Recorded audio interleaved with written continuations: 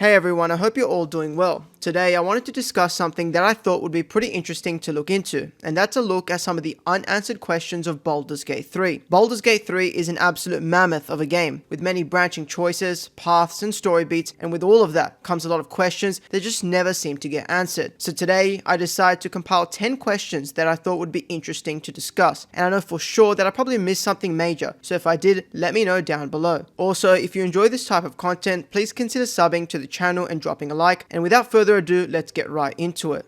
When we first meet Isobel at the Last Light Inn in Act 2, she's not just some ordinary Selûnite cleric, but she's very much the centerpiece of what's keeping this small part of the zone safe. Her radiant aura through her powers holds back the creeping shadow curse, and if she dies, the zone is pretty much done for. But what the game doesn't openly tell you is the fact that Isobel had died once, decades before you meet her, and we never find out how. As the established lore of the game goes, after losing both his wife, Meledia, and then his daughter, Isobel, Ketheric Thorm goes down a spiral of despair. He would eventually turn to one of the dead gods in Merkel and worked with Balthazar to resurrect Isobel, almost a century after she died. However, the big mystery that the game never seems to answer is how she died in the first place. Some in the community speculate that it was a plot of the Sharans after Ketheric turned to Shar, and others think it might have been simple illness. But what makes this even more intriguing is that in earlier versions of this plot or story beat in the game's development, particularly in early access, dialogue and cut plot threads imply that the Sharans, or even Hausen, had a role in her original death, a century before the game's story. Of course, that story point was abandoned in the actual game, but it shows that her backstory and character had been rewritten, and she may have played a much bigger role in the game originally. The only thing that we can be sure of though, is that her death was a turning point for the Shadow Cursed lands, as it not only reshaped her own existence, but the fates of her father and Aelin, and no one's still sure how it all happened.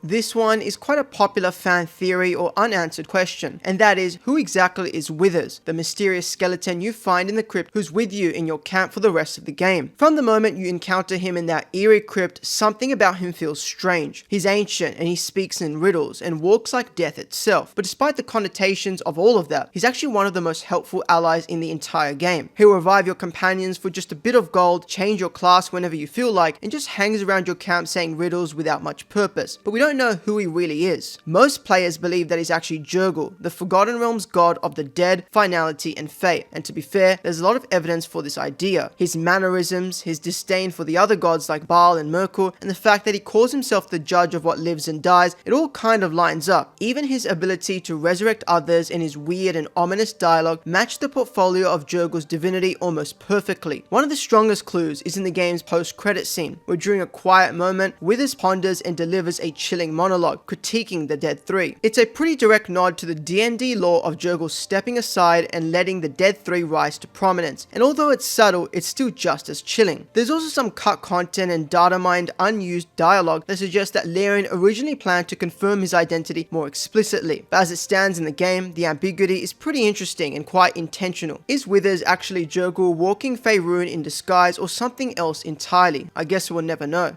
Pretty much from the moment that we meet him, Gale's entire identity is enveloped in his devotion to Mystra, the goddess of magic. He refers to her constantly in all of his dialogue and calls her mistress, and we learn he wasn't just some ordinary follower, but something more, a chosen of Mystra. But the game never tells us exactly when Gale was chosen by Mystra, and what made him so worthy to gain such a sacred spot other than his aptitude in magic. We know that from his origin dialogue that he was a young prodigy, a wizard of exceptional talent from Waterdeep. At some point in his journey, the goddess herself noticed him and elevated him into her inner circle, bestowing divine magical knowledge upon him, and what he calls a love that transcended mortal understanding. But there's no specific age, moment, or ritual that he tells us about that marked this large transition. Was he just a teenager, a man in his 20s? Was it during the events of the Second Sundering? None of this is told to us, and it's all simply left to mystery. One of the only clues comes from Gale's own camp dialogue, where he describes himself as arrogant and too young when he was at his most powerful under Mystra. This obviously implies that he was quite young when he was chosen by Mystra, but we don't really know anything past that. What's even stranger to me is how fast this apparent relationship between the two unravels. After trying to manipulate and mess with forbidden magic to impress Mystra, he's simply cast out, but it begs the question of how Mystra, a goddess, didn't see this coming. It's possible that maybe Gale was simply just a pawn for a greater agenda.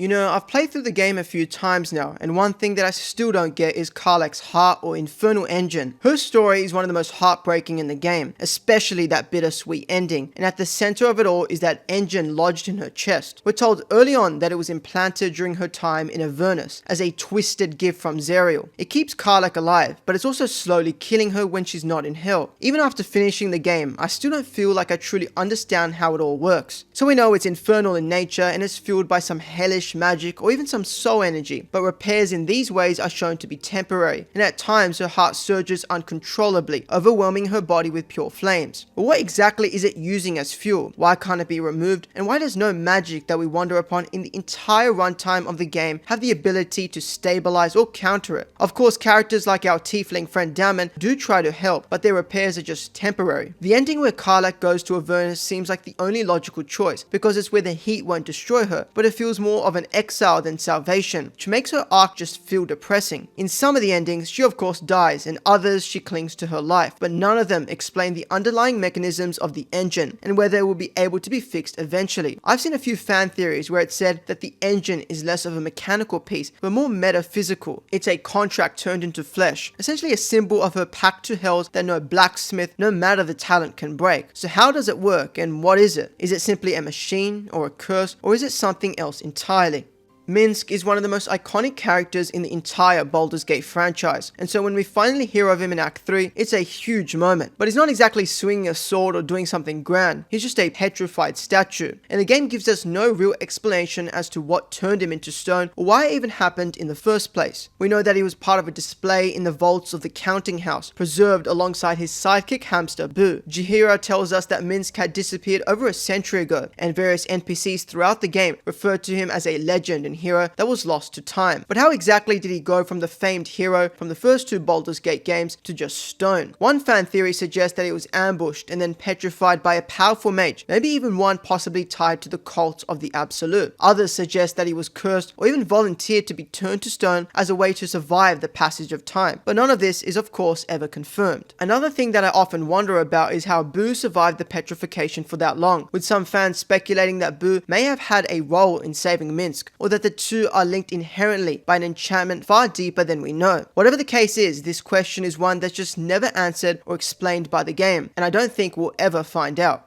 Okay, this one is pretty interesting, and it's about the iron flask that you can find early in Act 1, hidden in a random cave. When you acquire the flask, the item's description is simple, but also subtly creepy, simply stating that it's a flask that can hold friend or foes, and if you do open it, a spectator will come out of it and get ready to blast your entire party to hell. The game doesn't exactly give us any real context on how it even got there, and it's made me wonder what exactly is up with the iron flask. According to D&D lore, these iron flasks are powerful magical containers that are oftentimes used to imprison otherworldly entities, and you'd usually expect to find one hidden away in a wizard's tower or a devil's vault, and not just in some bag in a cave near Risen Road. There's no clear quest tied to it, although you can investigate it, but it feels way too important and strange to just be a random cursed item in the game, although it definitely could be. I've got a few theories, such as that it was intentionally left there by the cult of the Absolute. Perhaps it's a trap to the player, or maybe it was supposed to be part of some cut quest for the game, especially due to the fact it's in some secure spot within the cave. Whatever the origin of the flask, it's a pretty interesting phenomenon, and even within the larger D&D lore as we discussed, it does have some implications. It remains ominous for the rest of the game, and it may be a remnant of a deeper, hidden plot that we never got to see. You know, the way that Orin and Ketheric become the chosen of their gods is pretty understandable and obvious, but for Lord Enver Gortash as one of the game's most formidable villains, we don't find out how he became the chosen of Bane, the god of tyranny. There's no origin story or cutscene that explains this, or even some hidden dialogue, and I find it something that's very interesting. We just hear it being referenced by others and confirmed with our final confrontation with Gortash, but all we can see is that he became the chosen of Bane due to pure ambition. That kind of begs the question of how does a seemingly ordinary mortal like Gortash become the chosen of a dark god's will? Of course, it's entirely possible that he did just make a pact like Ketheric and Orin, offering his pure loyalty for power and influence, but it seems like something more than that. Maybe he was able to prove himself through acts of cruelty or conquest that happened secretly before the events of the game, and he came to rise to his position through the city's underworld, but we never find out the truth of the matter. It's just something that happened earlier off screen. We don't know exactly what Bane wants from him other than loyalty, and unlike Orin and Ketheric, Ketheric, whose entire character arcs and plots are deeply entwined with their gods, Gortash remains independent in a way, like his divine allegiance was just another one of his calculated moves. So what do you think? Was Gortash truly a believer in Bane, or was he simply a schemer that saw this god as a means to his end of power and influence in the city of Baldur's Gate?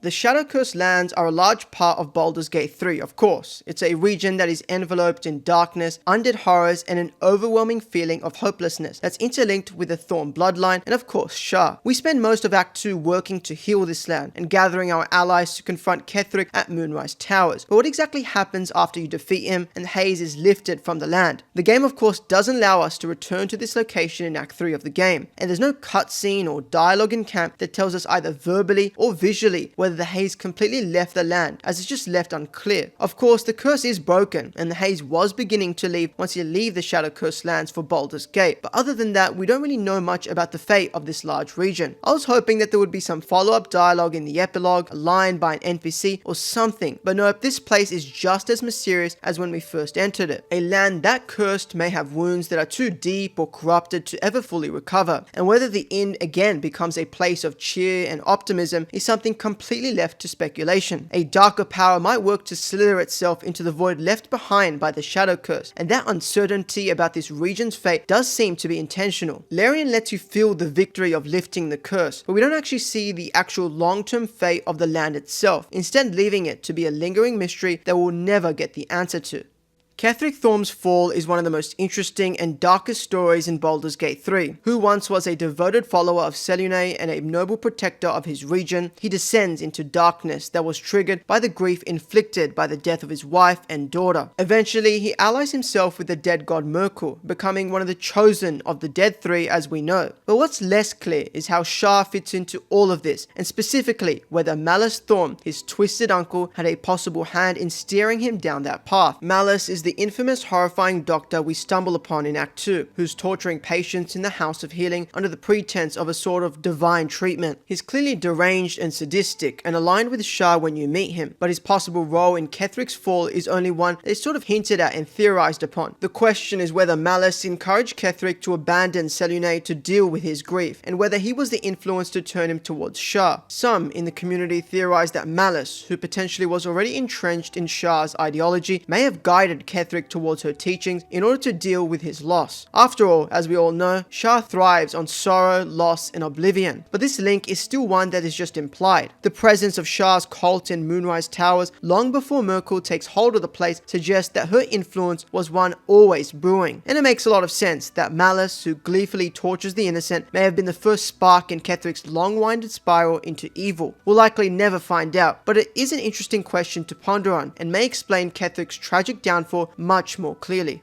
Raphael is one of the most charismatic and fascinating characters within Baldur's Gate 3, and he's personally my favorite in the entire game. He's a devil with a tongue that's not shy to scone, and he's got the devilish grin to match his trickery and ambition. But amidst all of his outward scheming, one thing that stood out to me, and of which is never explained by the game, is why he is so obsessed with Hope. Hope is a dwarven cleric who seems to have been tortured for what seems like centuries by Raphael. For Raphael, she doesn't seem to be an ordinary prisoner, but something much more personal. He doesn't just want to imprison her, but he wants to break her resolve, and you can feel the hatred in his voice whenever he speaks to her. But the game never tells us why. Some fan theories go that Hope had once defied Raphael during his ascent to power, or maybe that she rejected him, not just morally, but emotionally. I personally think that her very existence, name and all, and her purity serves as a direct opposite to everything that Raphael believes in. Where she's a being of resistance and light, he's a creature of manipulation and trickery. What's most interesting to me about this dynamic between the two is the fact that Raphael doesn't need her for anything, and he could just kill her, but he wants to make her life, no pun intended, hell. It's clear that Raphael's obsession with Hope is not one similar to other prisoners he's had within his House of Hope, and that she inherently represents something he hates so much that he's keeping to inflicting harm on her as a pastime.